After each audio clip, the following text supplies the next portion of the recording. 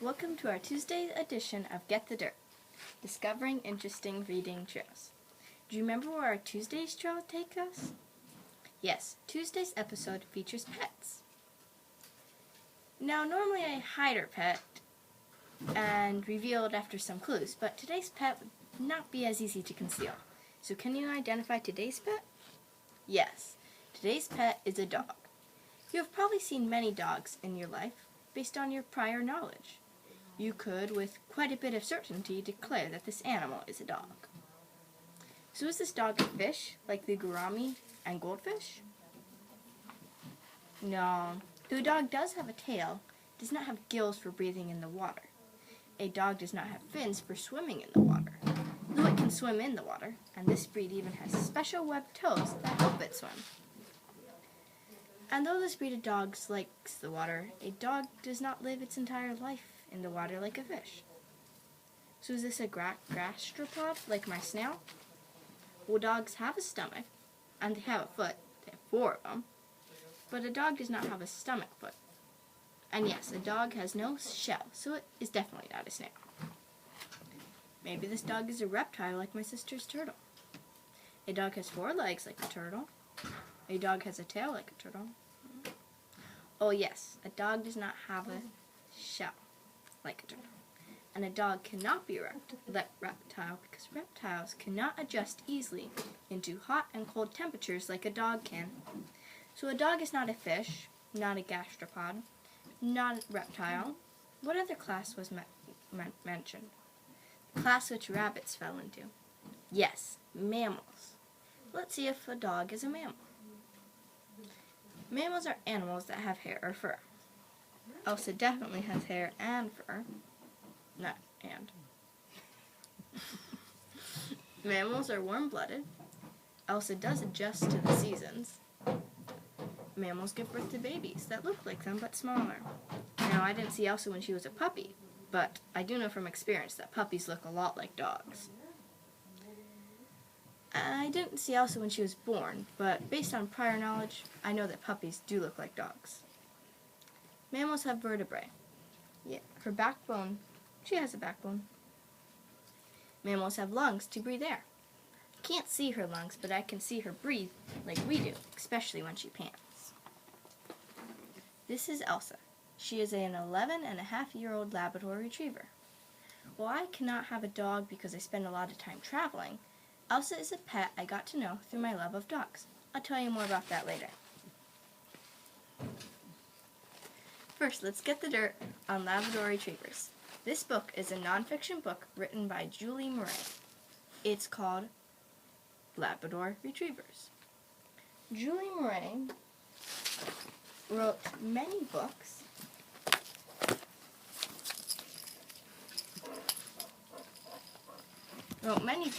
on animals. She does a good job explaining a simple manner about each animal in which she writes. Wrong book. This is the book.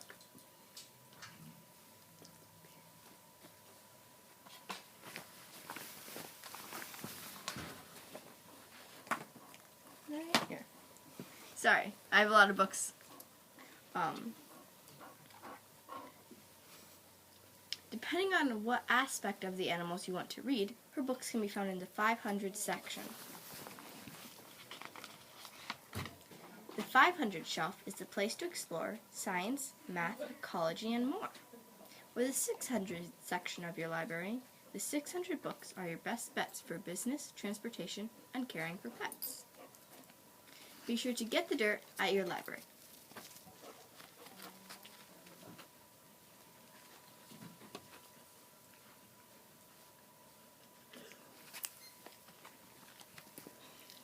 Come on, Elsa. Good girl. Labrador retrievers are often confused with golden retrievers. So what's the difference? Let's get the dirt. I have this chart that says some aspects of both types of dogs. Their nicknames for golden retrievers, the golden retrievers' nicknames are Goldens. Labrador retrievers' nicknames are Labs. Golden retrievers come in creamy blonde to reddish colors. And Labs come in black or dark brown. Golden Retrievers are from the British Isles, or Scotland, which means they are from right here on the globe. Labs come from Canada. Canada is a big section right up here. It's right above the United States.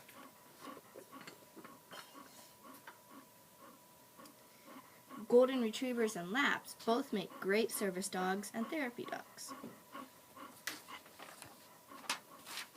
So while both breeds have similar traits, each breed is unique based on its heritage. Scotland and the British Isles for Golden Retrievers, Newfoundland, which is in Canada, for Labrador Retrievers. Lazy Lab versus Playful Lab. Many Labs are known for being overly playful, active, bouncy for the first 5 years. But Elsa and her brother Sunny are of the Lazy Lab characteristic. So what's the difference? When I got the dirt, I found out that the Labrador Retrievers are from the Newfoundland area of Canada. They have 2 variances from the breed, the American and the British. The American type Labrador Retriever is sensitive, intelligent, and active. The British type is generally larger, calmer, and less energetic than its American counterpart, although it can be a little bit sillier. Both types of Labs are famously friendly, playful, and outgoing. It's these characteristics that make them great family pets for those who are able to commit to the responsibility of caring for a dog. There are so many great books about dogs. It was hard to choose which ones to read today. There are 2 stories like Brave Norman, which is a story about a dog who goes blind and helps save a girl at the beach. It is part of a series of books called Pets to the Rescue by Andrew Clemens. These books can be found in the 636 section of the library. There are funny books, like these, found in the picture book section of your library, under the author's last name. Remember, the fiction books are found under the first 3 letters of the author's last name, which are found on the spine of the book. You don't know the author of the book in which you're looking? Get the dirt from your local librarian. I especially enjoy Mary Casanova's books. I met her at an author talk at our local library, and I highly recommend you attend one of her talks or another author's talk like it. It is fun to hear an author's idea behind their stories. Mary Casanova also wrote a dog series for middle school readers called Dog Watch.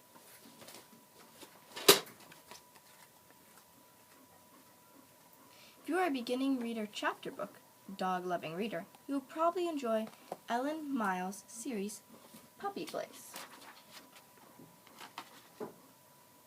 While Puppy Place is a fictional book series, each book in this series features a different breed of dog, emphasizing its strengths and weaknesses through an entertaining storyline about Lizzie and Charles and the foster puppy home for dogs they create called Puppy Place. Here's a nonfiction book about service dogs.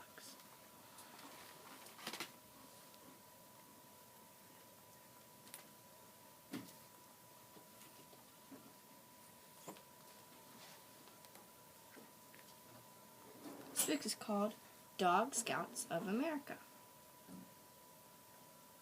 Service dogs. What is a service dog? Let's get the dirt. A service dog is a dog that has been trained to serve in a unique way. Dogs are selected as puppies to be trained in a particular area. Different breeds of dogs lend themselves to one type of service versus another. But because of their intelligence, Labrador Retrievers are a great choice. Seeing dogs are trained to be eyes for the blind. Hearing dogs are trained to be ears for the deaf. One of my favorite TV shows, called Sue Thomas FBI, is based on a real-life deaf female FBI agent named Sue Thomas. While this show is loosely based on the real life of Sue Thomas, watching this show gives you an idea of the importance of a hearing dog to one who is deaf. Sue Thomas's dog is a Golden Retriever. In fact, the real Sue Thomas now has multiple sclerosis, MS, and her dog can become Sue's hands for her when Sue has trouble due to her disease. Seizure dogs are trained to detect seizures in some who may have epilepsy. Do you remember the ballet dancers in the Ballet Dreams episode of Get the Dirt?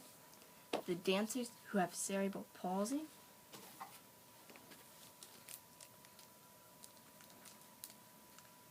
Service dogs have been trained to help those with CP become more independent by being their hands and feet.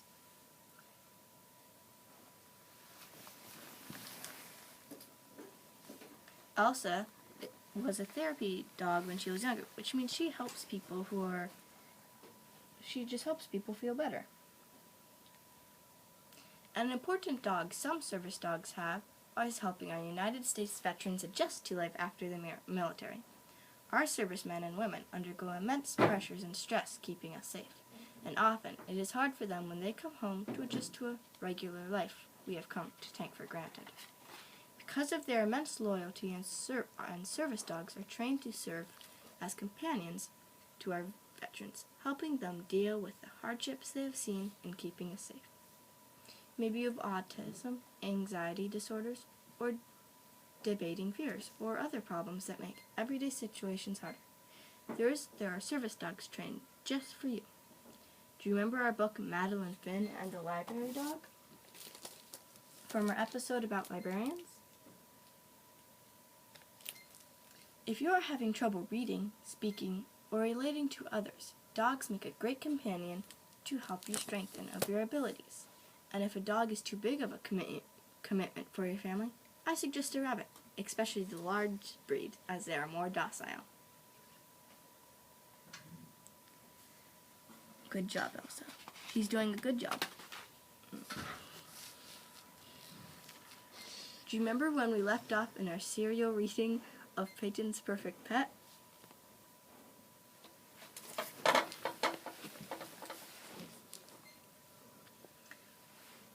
Yes, Peyton and Penny were at Mr. Champlin's Perfect Pet Paw Emporium for their birthday party. We learned that Peyton and Penny's friend Jayla loved the squawking African gray parrot.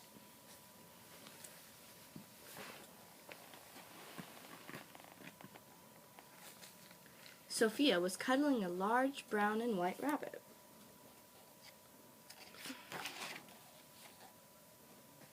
Kevin was enamored with the monkey who gave him jelly beans.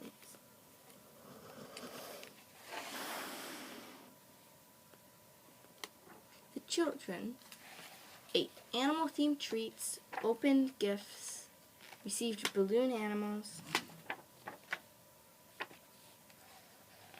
and rode a roller coaster.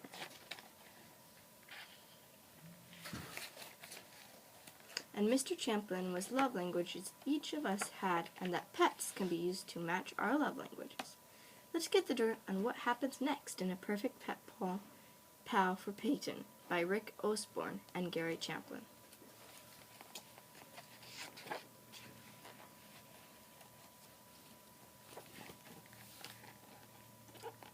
Each of us especially likes to love and be loved in one or two of these languages. Some love kind words, others like touch. Some enjoy spending special time with people, others love gifts, and some like to do nice and helpful things. We all need to love people in every way. However, God made us each special, and we all love a little differently. Pets do some things naturally that kind of match our love language to what kind of pet. You will understand better once you start doing some perfect pet pal matching. The kids loudly agreed. Peyton shivered. Mr. Champlin continued. I've talked to your parents, and we're ready to start. Kevin, do you like gifts? Yes, I really do. You were quite thrilled when the monkey gave you jelly beans, and you also seemed more excited about the birthday presents than the twins were. Everyone laughed. It was true. Finally, you obviously treasure your balloon gift. Who knows which love language Kevin speaks? Everyone called out, gifts! Mr. Champlin whistled, and the jelly bean monkey ran out through the leafy curtain, climbed onto Kevin's shoulder, and handed him a banana. Kevin could hardly breathe. Really? He whispered. not believing it. Mr. Champlin grinned. Monkeys don't usually make good pets, but this one is a specially trained capuchin monkey. His name is Chippo, which means gift. He loves gifts too, and he's your perfect pet, Paul. Everyone cheered. Peyton was amazed. A monkey would be a perfect pet, Paul, for me too, he thought. So today we found out that Kevin's love language is gifts. Well, most of us like to receive gifts. Some people, like Kevin, really understand someone's love for things they are given, and because of this, Kevin tends to show his love to others by giving gifts. When choosing, maybe a capuchin monkey isn't the pet you can obtain, but could work. You think of a pet that might work for you if your love language was gifts? When choosing a golden retriever or Labrador retriever or any other dog or pet in general, be sure to first get the dirt. Do I have time to invest in this dog training, companionship, walking, grooming, and cleaning up after him? Do I have the money to invest in this dog, food, veterinarian, and licensing fees? Maybe special training and pet sitting fees. No free pet is a free pet. My family loves dogs, but because we travel a lot, I knew a dog was not the right pet for our family.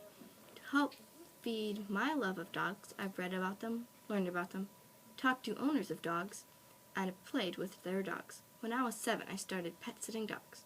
That's how I first met Elsa.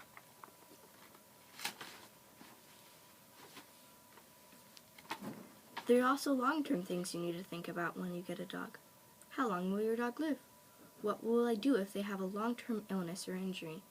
Who will inherit my dog after I go off to college or get a career? Having a pet is a great joy, but even more, it is a great responsibility. That pet is depending on you. Pets are amazing companions. They listen to you and love you unconditionally. Be sure to return that love. Thanks for joining Elsa and me for this edition of Get the Dirt. Be sure to join us next Tuesday for another pet episode. Did you know there are only 3 pet episodes left in this summer's Get the Dirt? Hurry down to your library or sign up online for your library's summer reading program, Digging Deeper. There are great activities and prizes awaiting. Hey, and why not make some dog books part of your summer selection?